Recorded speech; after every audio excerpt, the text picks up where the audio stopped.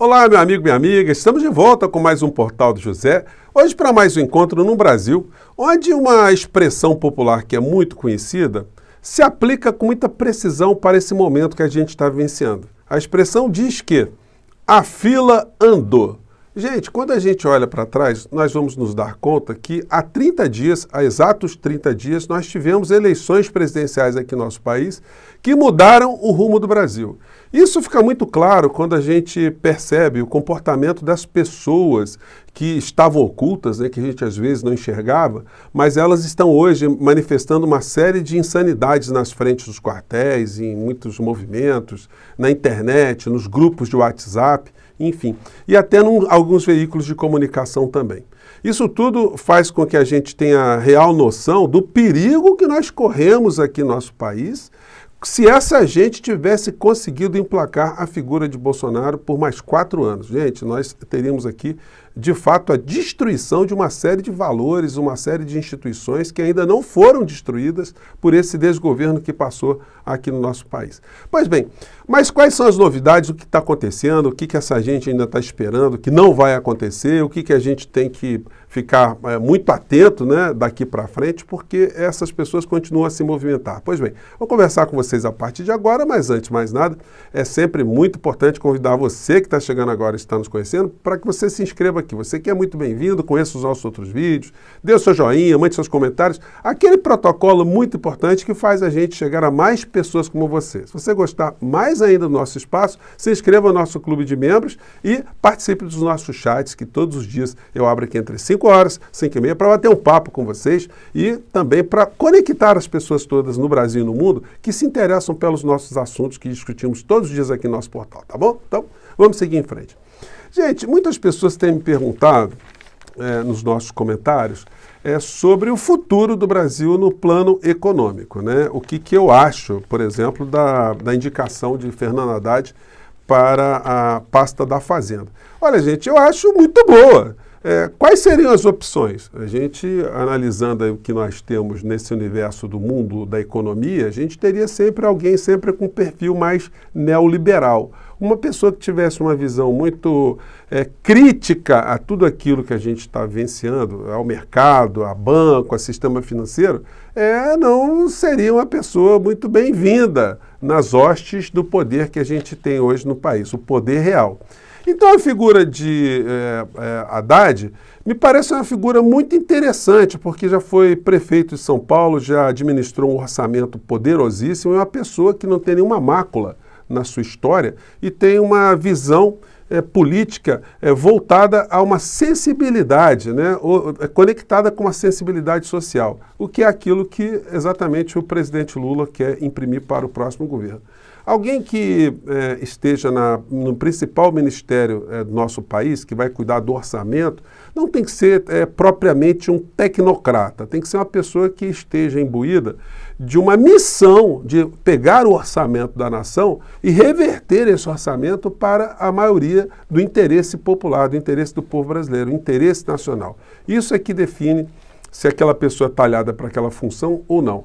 Mas quando a gente vê um editorial como esse do jornal O Globo, aí a gente tem que achar que o nome de Haddad ele é muito adequado mesmo, já que o jornal aqui já começa a fazer crítica logo de cara, O texto diz o seguinte, opinião do Globo: novo ministro da Fazenda precisará ter tarimba política.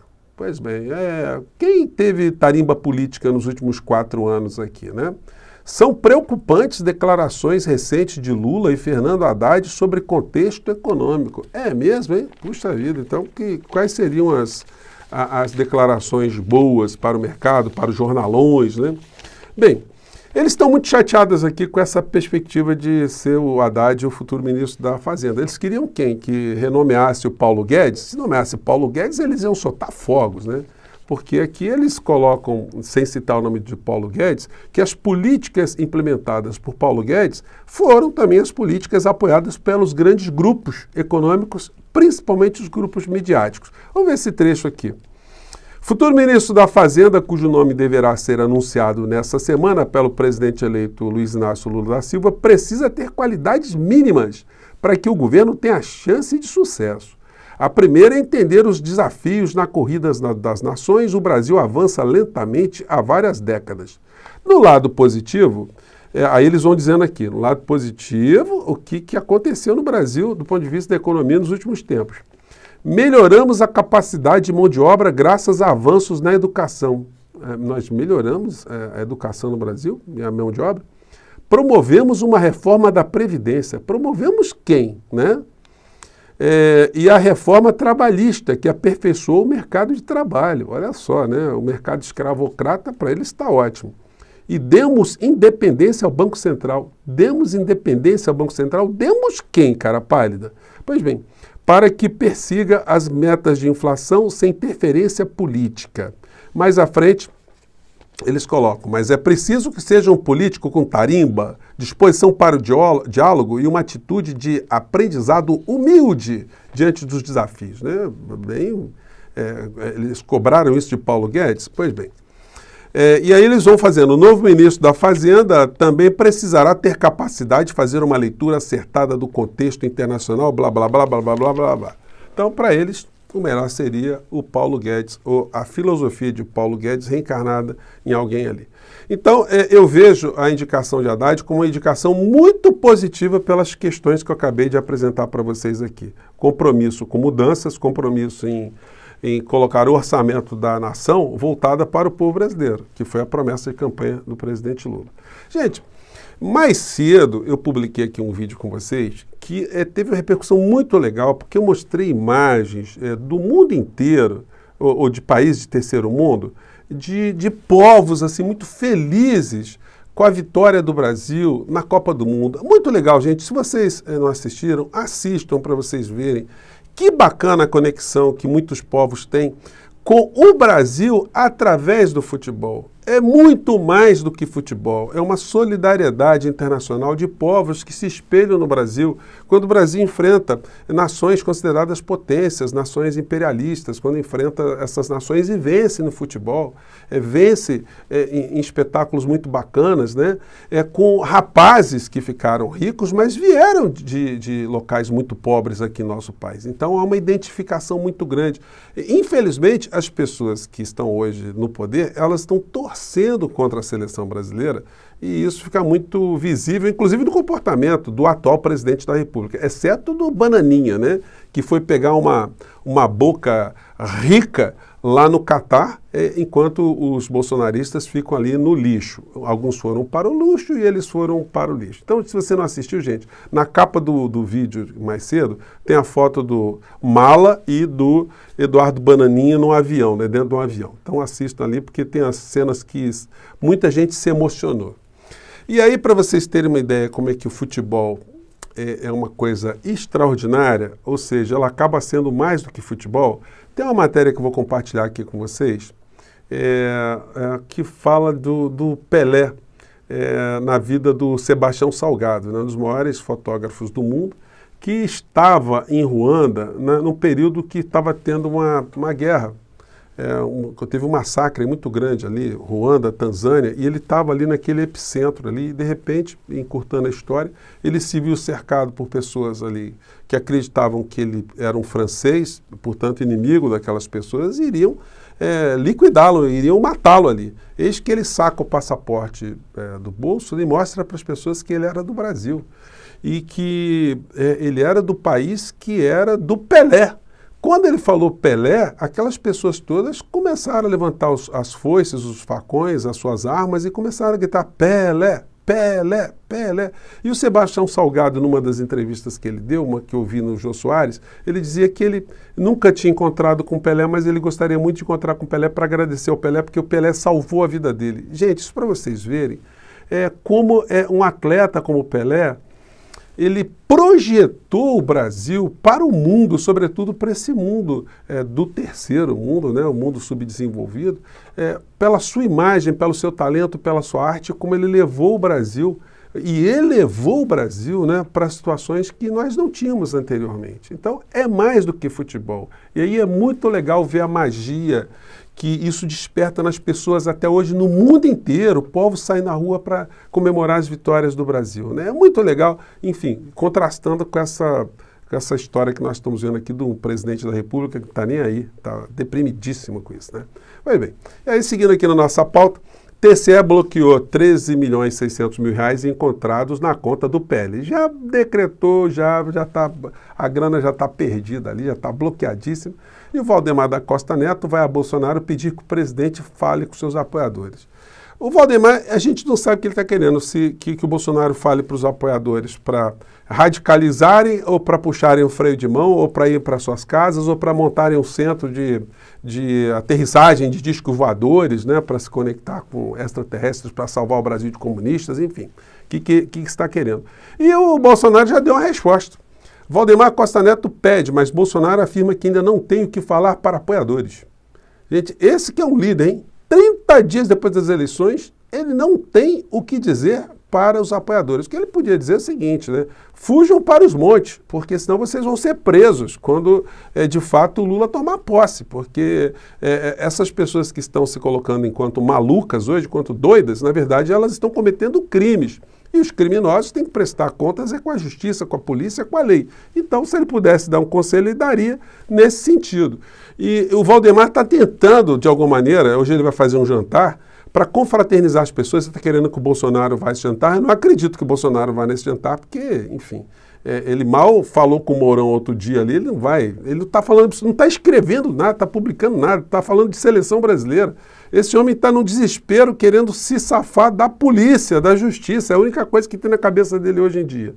Mas muitas pessoas ainda nutrem esperanças de um milagre, que algum grupo de militares, né, alguns militares da ativa se insubordinem e criem a República Independente Planetária do Brasil. Porque só esse grupelho, mais algumas outras pessoas, acham que é possível se romper a instituição do nosso país, a democracia. Gente, a fila andou, como eu falei para vocês no começo do nosso papo. O governo Lula já está trabalhando. Ele vai antecipar, inclusive, a diplomação. Os políticos todos estão concentrados nisso. Os veículos de comunicação já mataram o Bolsonaro, nem falam mais o nome do Bolsonaro. Bolsonaro já foi para o lixo da história. O que vai acontecer com ele daqui para frente é que são situações ainda imprevisíveis, mas certamente não são situações agradáveis, não. Mas aí, como a gente tem loucos, né, e inconsequentes de todos os naipes, um deles é esse aqui que mora nos Estados Unidos, mas é colunista da Rádio Jovem Clã, e ele jogou ontem uma pílula, que hoje teríamos mais uma carta de militares fazendo mais alguns apontamentos. Vamos ver esse trecho aqui do que ele falou ontem. Estou aqui simplesmente externando o que eu estou vendo dentro da caserna, que eu nunca vi tanto descontentamento, tanto consenso de descontentamento. O cara está nos Estados Unidos, mas ele está sabendo de tudo que está acontecendo dentro da caserna, né? Dentro do centro de decisão, o centro racional, né? O centro psicológico das Forças Armadas no Brasil. Porque até pouco tempo atrás, virtualmente todos os militares com quem eu conversava, eles viam com naturalidade os acontecimentos políticos do país, até em momentos graves, né? Mas parece que essas últimas ações do Supremo Tribunal Federal, elas entornaram o caldo. O Xandão arrebentou a corda. E isso aqui, obviamente, é a minha percepção, e vamos ver se ela vai ser traduzida em alguma manifestação mais explícita. A última vez, eu fui pesquisar isso, as pessoas às vezes não entendem o tamanho do que seria um grupo de coronéis e outros oficiais da ativa se manifestarem. A última vez que os oficiais da ativa do Exército se manifestaram foi sob o governo de Getúlio Vargas, em 1954. Naquela ocasião, 80 coronéis se posicionaram sobre as tensões políticas no país e a crise de comando que as forças estavam vivendo.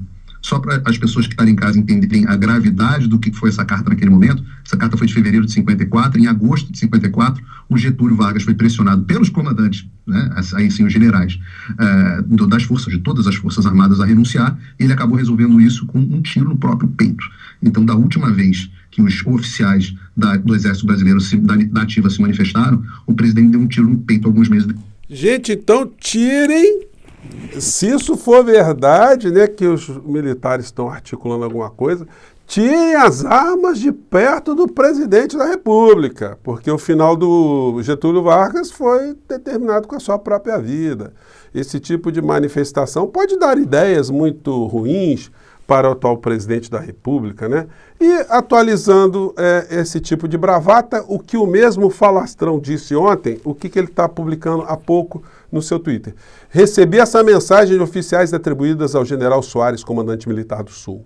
Alertem seus subordinados que a adesão a esse tipo de iniciativa é inconcebível. Eventuais adesões de militares da ativa serão tratadas no âmbito do Comando Militar do Sul, na forma da lei, sem contemporizações.